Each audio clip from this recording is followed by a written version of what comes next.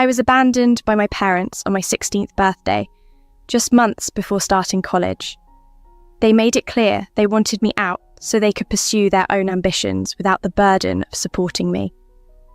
Fast forward a decade, I'm now 26 and a father celebrating my son's 3rd birthday. The guest list was a mix of my son's friends from daycare, their parents, and some of my co-workers.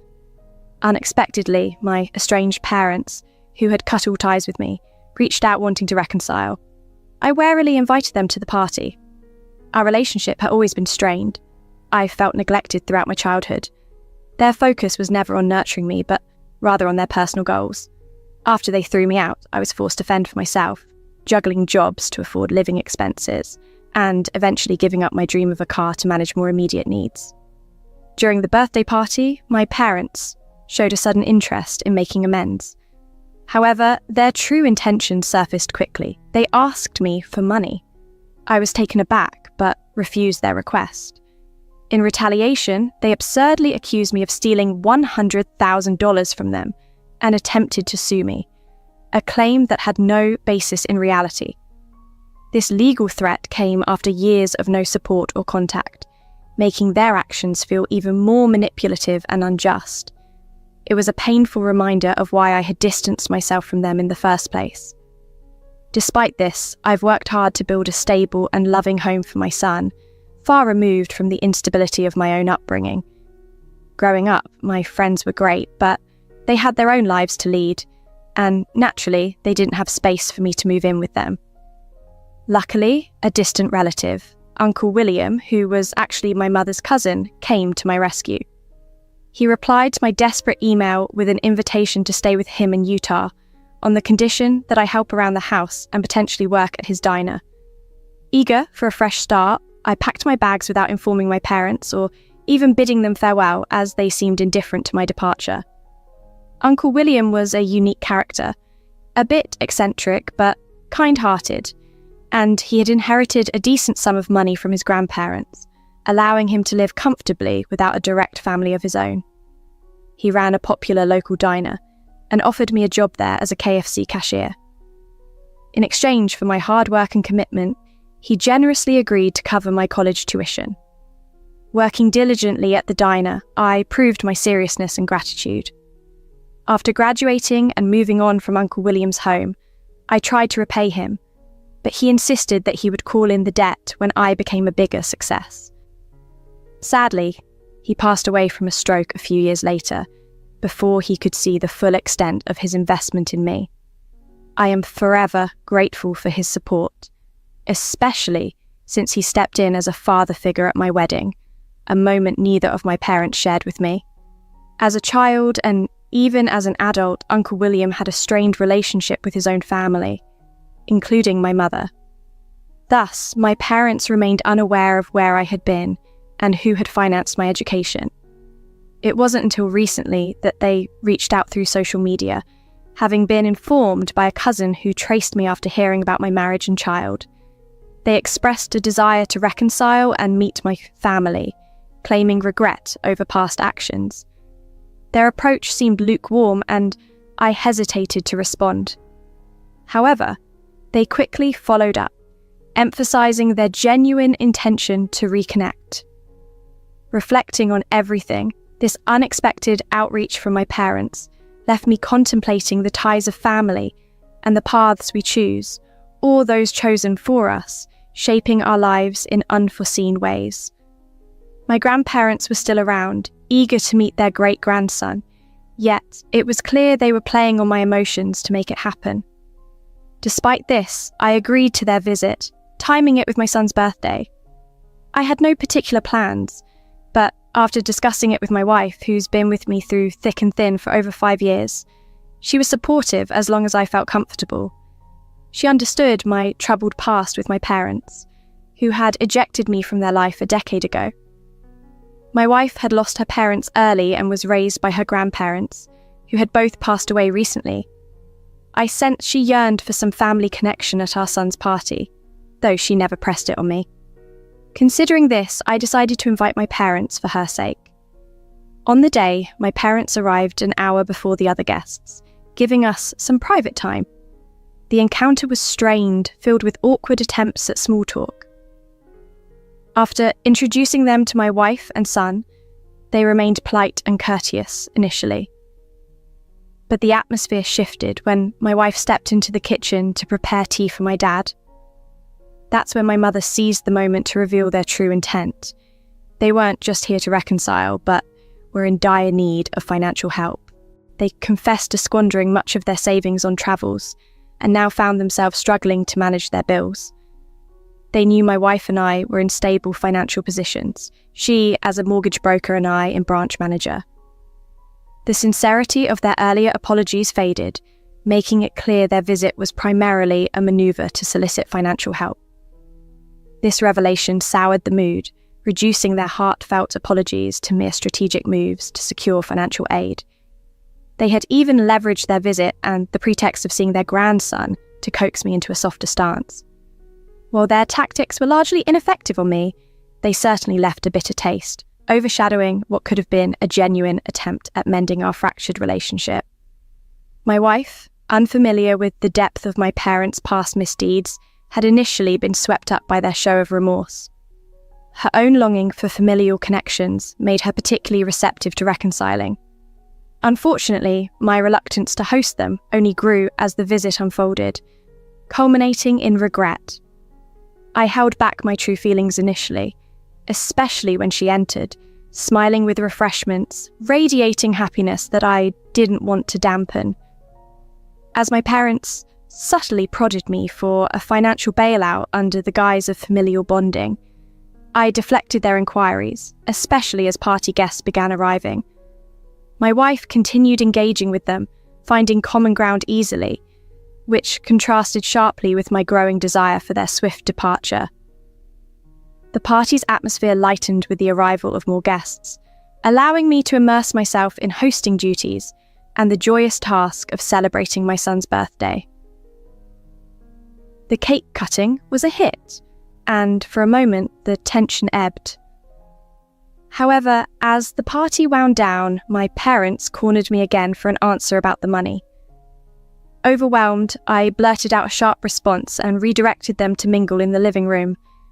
Feeling cornered and needing to clear the air, I decided to address the elephant in the room. I gathered everyone and began what I intended as a candid speech about my turbulent past with my parents. While aiming to keep the tone light, I recounted how they had once expelled me from their lives, leading to a decade of silence, only broken recently by their desire to connect with their grandson, a gesture I suspected was motivated by their current financial woes. My narrative, sprinkled with humour, seemed to amuse the guests, though it visibly embarrassed my parents. My wife maintained a neutral expression throughout. I wrapped up the speech, half joking about my gratitude that their reunion attempt wasn't driven by financial greed, an attempt to lighten the mood that didn't entirely land as intended. As the evening concluded and guests departed, my parents left hurriedly, casting stern glances my way, though thankfully they spared me any confrontation. The real challenge came afterward, when it was just my wife and me. Before I could explain the full context of my parents' visit, she criticised the speech for overshadowing our son's birthday and unnecessarily shaming my parents publicly. She felt an apology was due, not just to my parents, but to our guests for the discomfort caused. Her reaction stung, as it seemed my attempt to inject some honesty into the evening was now being viewed as a selfish spectacle.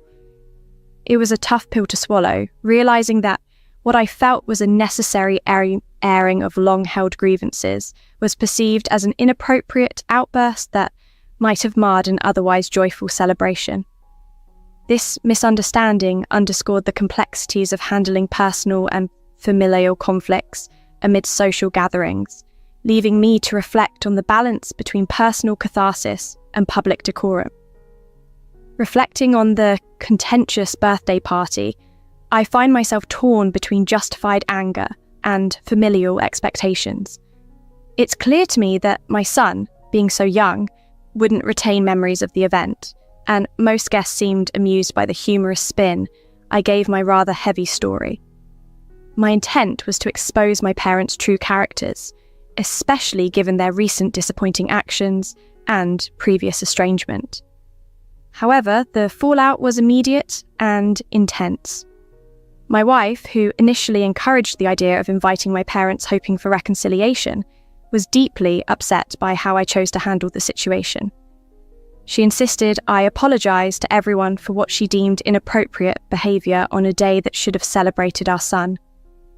I felt my stress peak, compounded by her reaction, which seemed disproportionate given that no guests expressed discomfort. Her response felt like a dismissal of my feelings, especially after she learned why my parents had really come. To ask for money, not merely to reconnect. In the heat of the moment, I argued that she was the one who had wanted them there, hoping she'd share some of the emotional burden. Unfortunately, my frustration only upset her more, leading her to tears. I tried to comfort her, but she accused me of being self-involved and hypocritical, a blow that led her to isolate herself in the guest bedroom since. Since that night, our home has been silent, with her unwilling to speak to me unless I apologised to our guests. But inside, I don't believe I was out of line. No guests have commented negatively on the incident, and I haven't heard from my parents either. It feels like my wife might be amplifying the situation in her mind, fearing judgment that isn't there. I'm stuck between wanting to maintain peace and feeling the need to stand my ground. I did invite my parents primarily for her, managing to keep my cool, initially despite their pressure. But when pushed too far, I responded the only way that felt right at the moment, revealing their true intentions publicly. This situation reveals deeper issues. My long-standing resentment towards my parents for abandoning me, and the fresh wounds from their latest betrayal. My wife's reaction, while meant to preserve decorum, overlooks the complexity of my feelings and our shared past experiences with my parents. I'm left pondering how to bridge this gap with my wife. I believe understanding and compassion should go both ways. I wish she could see that my outburst wasn't just about the party or our guests, but a culmination of years of suppressed hurt and disappointment. Reconciliation within our family, both immediate and extended, requires a deeper empathy for these entangled emotions. And I hope we can find a way to discuss this openly, beyond the surface tensions. I realised I could apologise to my wife for calling her self-involved. That wasn't fair or right, and I regret that. Beyond that, though, I genuinely felt there wasn't much more for which I needed to apologise. I could perhaps extend an apology to our guests if necessary, but I stood firm on not owing one to my parents, especially not after their attempt to use my son's birthday as a leverage for financial support following a decade of estrangement. After seeing mixed opinions on my initial story, I decided it was crucial to clear the air directly with my wife, since that's the foundation of a healthy marriage. It had been 3 tense days of silence and sleeping separately since the party, an arrangement that hardly went unnoticed, even if our young son might not fully grasp the situation. This morning, before heading to work, I approached her. Thankfully, she was willing to engage. Our son was busy with his breakfast, giving us a moment of privacy. I apologised for my harsh words during our last argument, but expressed that I didn't believe the party was ruined by my speech, as nobody had even mentioned it afterward. Not the guests, not even my parents. I explained as gently as I could that I felt she might have overreacted. To my relief, she agreed. She admitted that once her initial anger had subsided, she recognised that she had been selfish and not fully considerate of my feelings. She acknowledged that she had influenced the decision to invite my parents more than she had admitted, aiming for a picture-perfect family scenario she deeply desired but hadn't explicitly voiced. She confessed that her reaction was tied to her own deep-seated needs. Having been raised by her grandparents after her parents' early deaths, she yearned for our son to enjoy a close-knit family experience. She wanted him to have the grandparental love and attention she cherished in her childhood, a vision disrupted by the reality of our strained familial relationships. She apologized for letting these personal hopes cloud her judgment of the situation, recognizing the pressure it put on me. I, in turn, apologized for not being more open about my feelings from the start, acknowledging that better communication could have prevented the escalation. We agreed that therapy might be the best next step to navigate these complex emotional landscapes and ensure that our responses to each other and to family situations were healthy and constructive. This conversation was a breakthrough, a chance to understand each other's perspectives and emotions more deeply, paving the way for healing and stronger unity in our marriage. My wife and I have been attending individual therapy for a while, but given recent events and some other unrelated challenges, we've decided to start couples counselling as well. Thanks to everyone who commented with advice and support.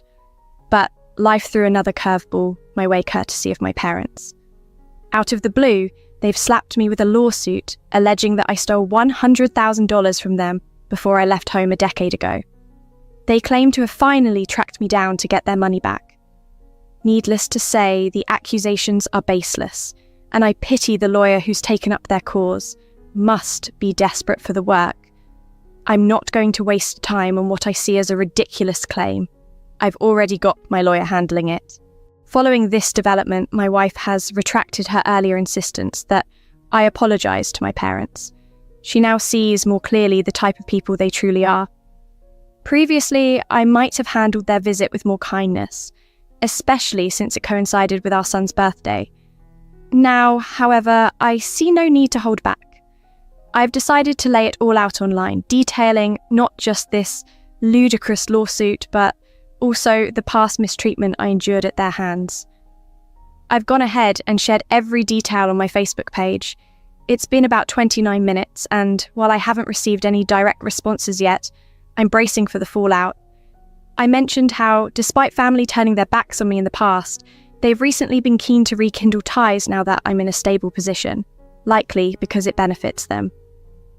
My job in branch manager, potential connections, it all adds up to opportunistic motives for their newfound friendliness. After 5 days, the reaction has been intense. My parents freaked out over my posts, bombarding me with calls trying to get me to delete them. I held firm until they texted, promising to drop their lawsuit. I made sure to get that in writing. Post that, they blocked me. But the real drama came from other relatives I had named, who spewed vitriol under my post, targeting not just me, but also my wife and son. Ironically, it was their children who reached out to apologise for their parents' harsh words, showing more decency and maturity. I've since taken down the post, but it was up long enough to make its mark.